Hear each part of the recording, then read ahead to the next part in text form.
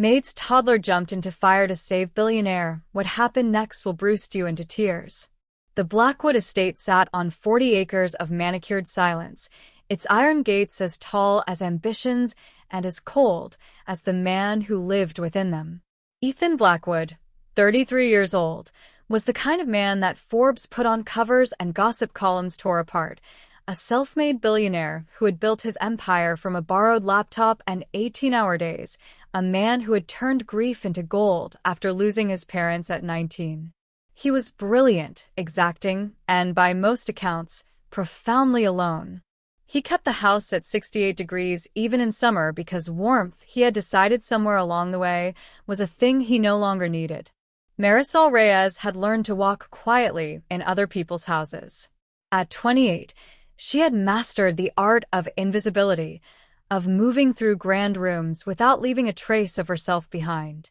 She had come to the Blackwood estate 14 months ago, desperate in the way that only a single mother can be desperate, with rent overdue and a daughter who needed medicine, and a pride so bruised it barely bent anymore.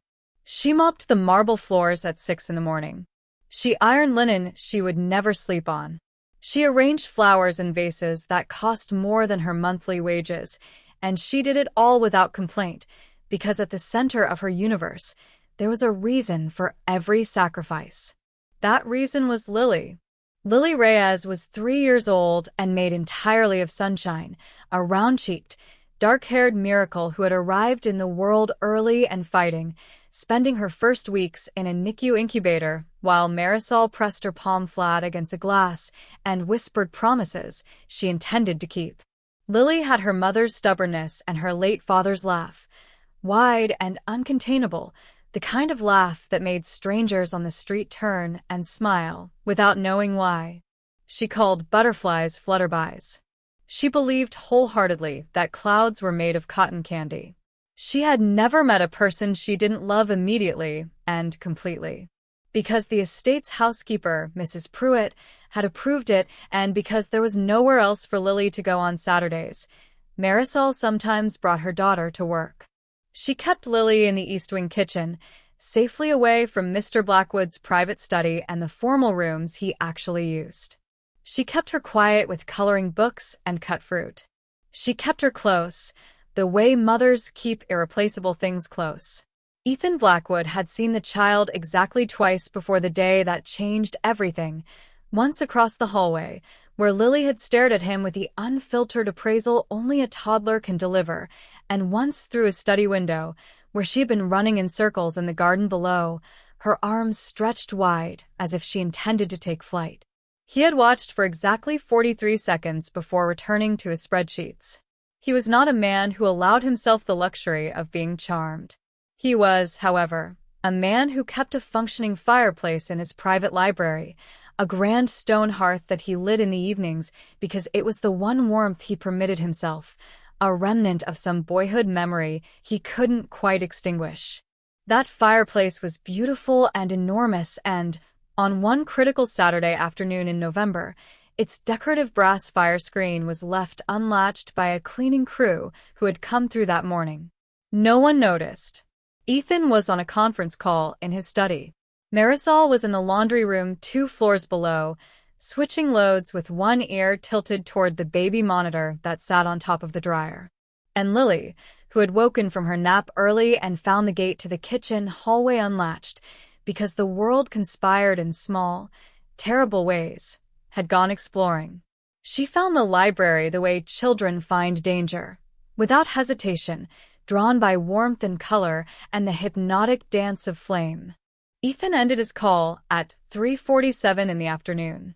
He noted the time because he was a man who noted everything, who moved through his own life with the precision of a man determined to control whatever could be controlled. He pushed back from his desk, rolled his neck against the familiar tension that lived there, and decided he needed the library, needed the quiet of its shelves and the particular calm that only surrounded him when he was among books. He smelled the smoke before he saw it. It was not the pleasant wood smoke of a hearth properly contained. It was the acrid, irregular smell of something that should not be burning, fabric, perhaps, or paper too close to flame. He moved faster than he had moved in years, not running, not yet, because he was Ethan Blackwood, and Ethan Blackwood did not run until he was in the library doorway and he saw it. The fire screen had fallen outward. A cascade of orange embers had scattered across the hearthrug, and several had caught, small tongues of flame licking at the edge of the antique wall. That was alarming, yes. That was something that required immediate action. But what stopped Ethan's heart was not the fire. It was the little girl standing directly in front of it. Lily had been watching the flames with the serene fascination of a child who doesn't yet know what danger is. She had crouched down to look at a burning ember on the rug, a single glowing orange jewel that seemed to her like something magical, and her tiny hand was reaching toward it with the instinctive curiosity of every 3-year-old who has ever seen something beautiful and wanted to touch it. Ethan shouted. The sound that left him was not a word. It was something rawer than language, something his body produced before his mind could organize it. In the same instant, he lunged across the room. What happened next would be reconstructed later, in his own memory and in the account Marisol pieced together from what Lily tried to explain. Ethan reached Lily a half-second before her fingers touched the ember. He scooped her up and pivoted, turning his back to the fireplace, and in that pivot, a secondary burst of flame from the rug caught the sleeve of his shirt and climbed. He felt the heat before he felt the pain, and the pain, when it came, was enormous. He made it to the hallway before his knees buckled. He had Lily against his chest, tucked into the space between his arms, and he was patting out the flame on his own arm against the marble floor, making a sound he would later be embarrassed by, a kind of broken, animal sound. When Marisol appeared at the end of the corridor, she had heard a shout through the baby monitor. She had run up 2 flights of stairs in 20 seconds. She would later say she didn't remember the stairs at all. What she saw when she turned the corner was a man on his knees on her marble floor, cradling her daughter against his burned chest, and Lily, her whole entire heart, patting his face with both small hands and saying with grave concern, Man, you got an Owie. It's okay. Mama kisses Owie. Marisol Reyes had not cried in front of an employer in 14 months. She cried now. She crossed the hallway in 4 steps, gathered Lily with one arm, and with the other hand, she did something she would think about for the rest of her life. She pressed her palm gently over Ethan Blackwood's burned forearm, not enough to hurt, just enough to feel, and she said, I have you. I have you. You're okay. It was the first time in 11 years that anyone had said those words to Ethan Blackwood and meant them. The ambulance came. Ethan refused to go in it, which was predictable, and then went in it anyway when Marisol pointed out with calm, implacable logic that his arm needed professional attention and that she was not going to watch him try to manage a 2nd-degree burn with stubbornness. She said it quietly, the way she said most things, but with a firmness that surprised him. That surprised her too, honestly. She had not spoken that way to him before. Something had shifted. He received treatment for the burn, significant, the doctor said, but not severe. He'd gotten it out quickly, and he would heal with minimal scarring if he cared for it properly. Ethan listened to all of this with his usual precise attention, and then asked, because he was who he was, what the percentage chance of scarring actually was. The doctor told him. Ethan nodded. He asked no other questions except one, quietly, as he was being bandaged. The little girl, she's completely fine? The doctor looked at him. Not a mark on her, he said. Ethan nodded again and said nothing else. Marisol was in the waiting room with Lily asleep across her lap when he emerged. She stood immediately, and he watched her brace herself. For what? He wasn't sure. To be dismissed, perhaps. To be told that because of what had happened, because of the risk her daughter had posed, she was no longer welcome in the estate. He had fired people for lesser disruptions. He knew she knew this. Instead, he sat down in the chair beside her. He sat there for a moment in the antiseptic quiet of the hospital hallway, his arm wrapped and his shirt ruined, and he looked at Lily, at the utter peacefulness of her face in sleep, lashes against round cheeks, lips slightly parted, and something in his chest did something he couldn't immediately categorize. It broke, perhaps. Or perhaps it opened. She reached for the ember, he said finally, because it was pretty. She thought it was pretty. Marisol's voice was barely above a whisper. She doesn't know yet. I've been trying to, she stopped. Started again. You can't always protect them from every beautiful, dangerous thing. You try. You try so hard. But they're so fast and the world is so… She stopped again. I know, Ethan said. And the thing was, he did know. Not about children, not from experience, but about the speed of disaster, the way catastrophe doesn't telegraph itself. He had learned that at 19, sitting in a hospital not unlike this one, being told his parents had been in an accident and would not be coming home. He had been trying to outrun that lesson ever since. They sat in silence for a long while. Lily slept. The fluorescent lights hummed their indifferent hum. I should have checked the gate, Marisol said. It was not a question or an excuse. It was the plainest possible accounting of a fact, the way she did everything, directly, without self-pity. The fire screen was left unlatched by my cleaning crew, Ethan said. I should have checked it. I noticed this morning that the service had been in. A pause.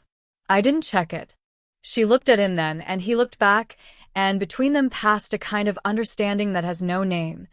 The wordless recognition of two people who have both been carrying something heavy for a very long time and have, for one exhausted moment, set it down in the same place. Thank you, she said. For what you did.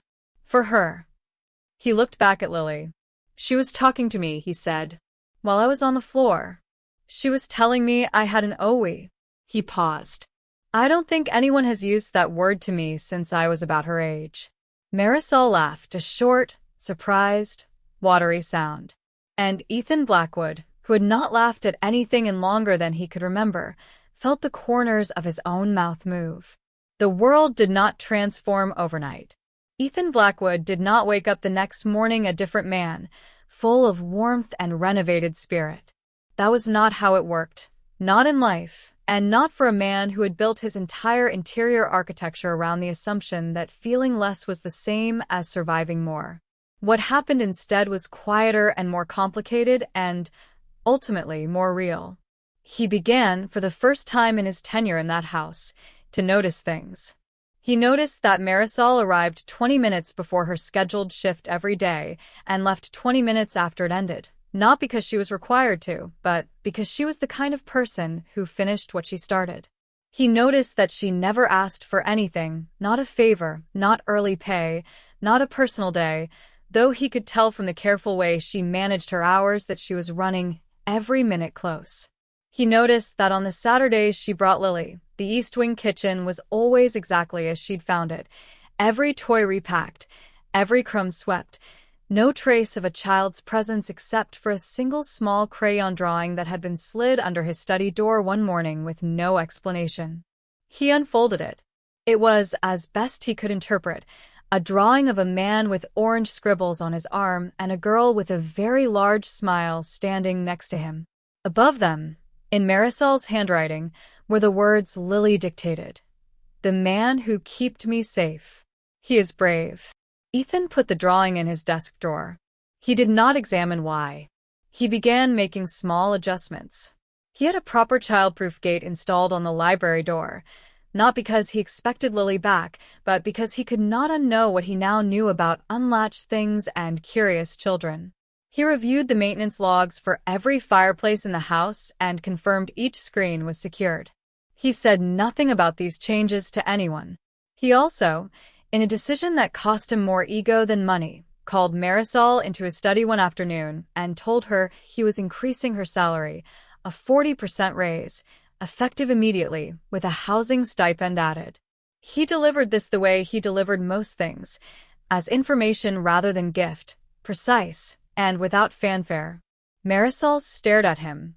That's too much, she said. He blinked. It's a market correction.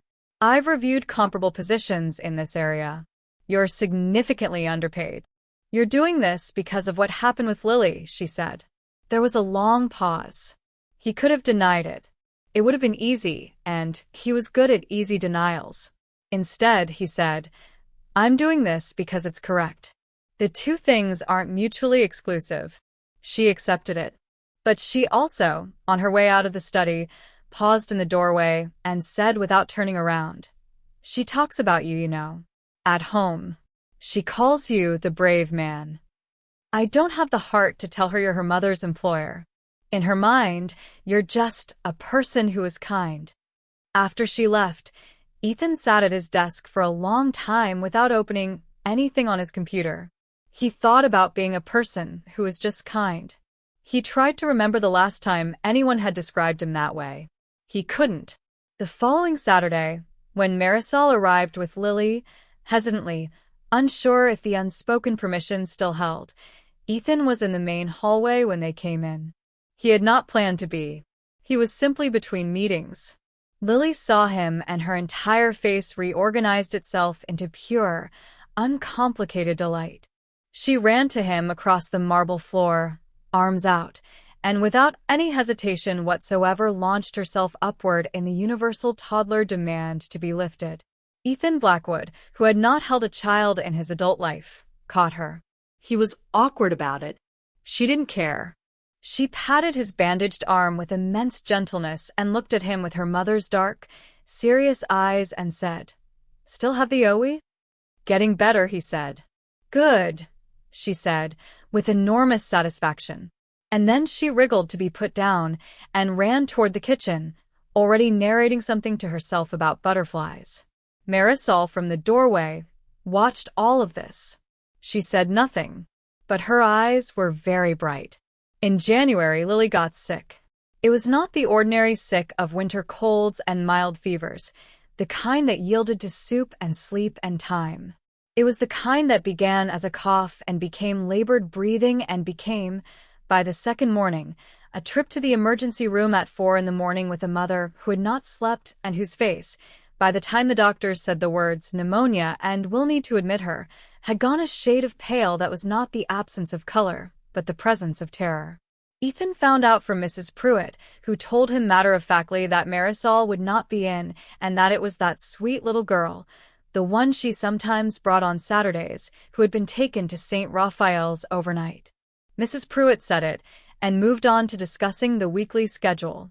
Ethan sat with it for approximately 45 seconds. Then he got in his car. He told himself, during the 12-minute drive, that he was going for pragmatic reasons, to ensure his employee had what she needed, to not have an HR problem on his hands, to be the kind of employer who handled these situations properly. He told himself this with the practiced fluency of a man who had been lying to himself for years, and he almost believed it until he walked into the pediatric ward and saw Marisol. She was sitting beside a hospital crib in a plastic chair, still in the coat she'd worn over her pajamas, holding Lily's small hand through the crib slats. She had not seen him come in. She was looking at her daughter with an expression so open and so devastated that Ethan felt the intrusion of witnessing it, felt that he was seeing something private, something not meant for him. He almost turned around. Instead, he said her name. She looked up, and something happened in her face, a complicated involuntary thing, relief and pride and exhaustion all colliding, and then she arranged herself back into the composure she wore like a second uniform and said, in a voice that was steady except at its very edges, "Mr. Blackwood, you didn't need to come." "I know," he said. He looked at Lily, who was asleep, chest rising and falling with the help of oxygen and medication, dark lashes against pale cheeks. "How is she?" "They say she'll be fine," Marisol said. "They say children her age are resilient, that her lungs are strong, that it was good we came in when we did." Her voice almost broke on the last sentence. "I almost waited another hour. I almost thought it was just a bad night." "But you didn't," Ethan said. "No." He pulled a chair from the corner of the room and sat down on the opposite side of the crib from Marisol. It was an odd geometry. Two people who barely knew each other sitting vigil over a small sleeping child, and neither of them commented on it. They sat in the way people sit, when what's happening is larger than social conventions, when the usual rules of distance feel irrelevant against the backdrop of something real. At some point, Marisol fell asleep in the chair. Her head tipped sideways and her hand, still through the crib slats, remained wrapped around Lily's. Ethan didn't move. He sat in the blue-gray light of the pediatric ward, and he watched them both, this woman and her daughter, and he felt something he had spent 11 years successfully not feeling. The specific weight of other people, of how they matter, of how they're mattering to him was something he had no defenses left against. He had been so careful.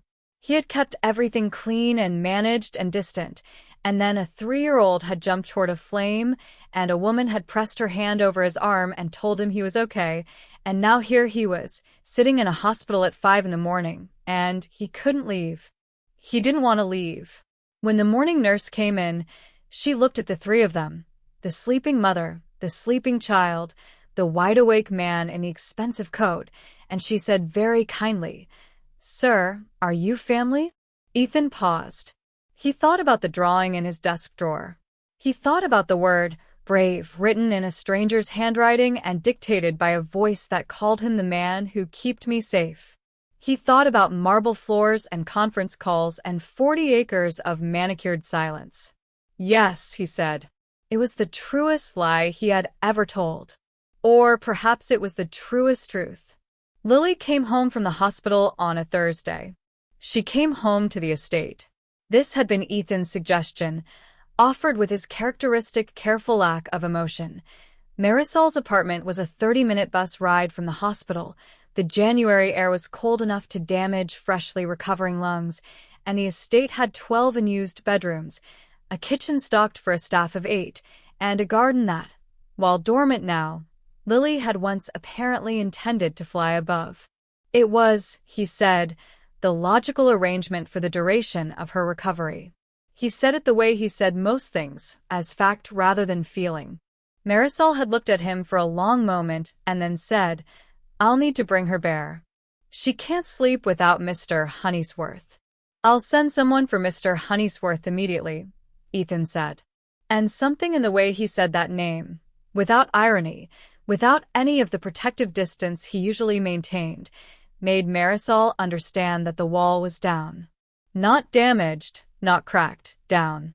The 2 weeks of Lily's recovery at the estate were, for all three of them, a revelation.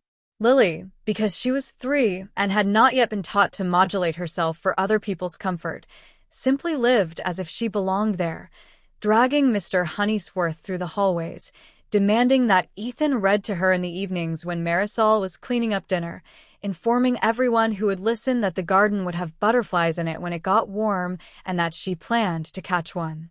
She reorganized Ethan's library by color, which appalled and delighted him in equal measure. She fell asleep on his couch one afternoon, and he covered her with his own suit jacket because it was what was at hand, and he was not going to wake her. Marisol watched all of this and felt the most dangerous possible thing: hope. She had protected herself from hope for so long, from the moment she'd become a single mother at 25, from the day she'd needed to take a cleaning job to survive, from the 100 small humiliations that life administers to people without safety nets.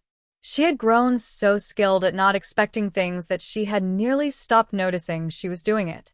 But she noticed Ethan. She noticed the way he changed, incrementally, observably, the way spring changes things, not all at once but undeniably. She noticed that he no longer set the house to 68 degrees. She noticed that he started eating dinner at the kitchen table rather than his desk, because Lily had told him that eating alone was sad, and he had simply, without comment, changed his habit. She noticed that he laughed, actually laughed, the real kind, unguarded, when Lily told him her theory about cloud composition. She noticed that he looked at her sometimes across the room with an expression she didn't have a word for, except that it made her feel, for the first time in years, like someone who was fully seen. On the last evening before Lily was cleared to go home, they were in the library, Ethan reading, Lily asleep between them on the couch, Marisol with a book she wasn't really reading in her hands, and Ethan said, very quietly so as not to wake Lily, "I'd like you to stay." Marisol looked up. Not as an employee, he said.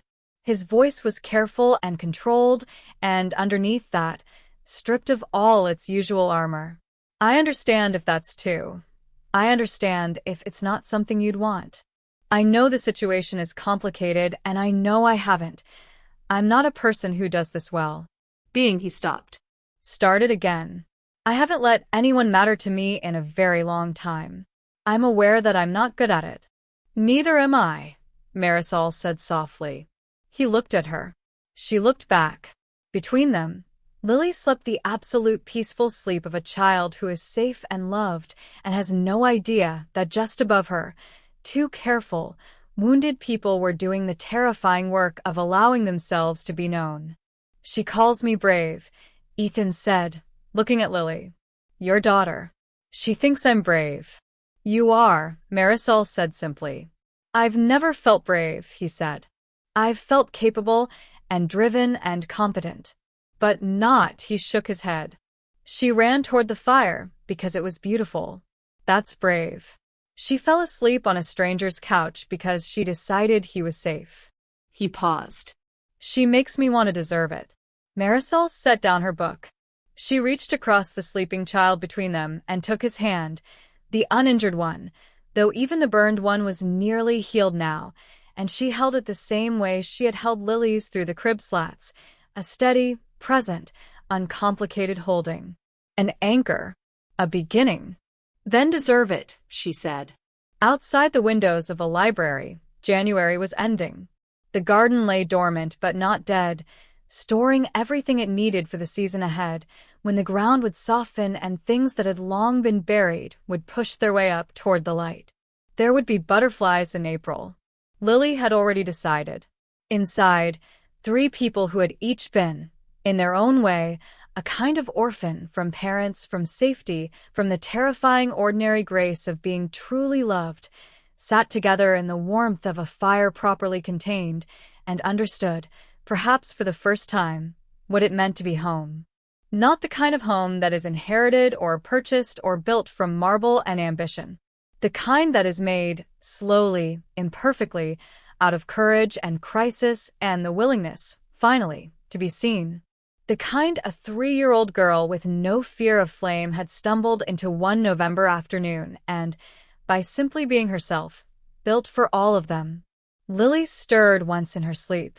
She reached out and grabbed a fistful of Ethan's sleeve with one tiny hand and a fistful of Marisol's cardigan with the other, and she held on, the way children hold on to things they've decided are theirs, with absolute and uncomplicated certainty. Neither of them moved. Neither of them wanted to.